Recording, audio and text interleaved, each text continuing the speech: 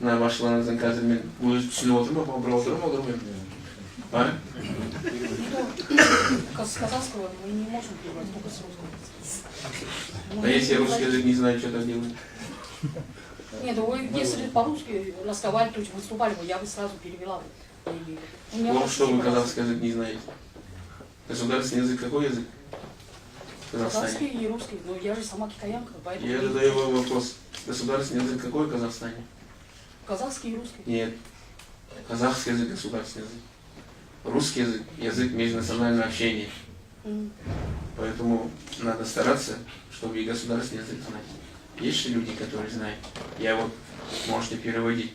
Я вчера, позавчера, вместе с госсекретарем мы были в Назарбаеве интеллектуальной школе.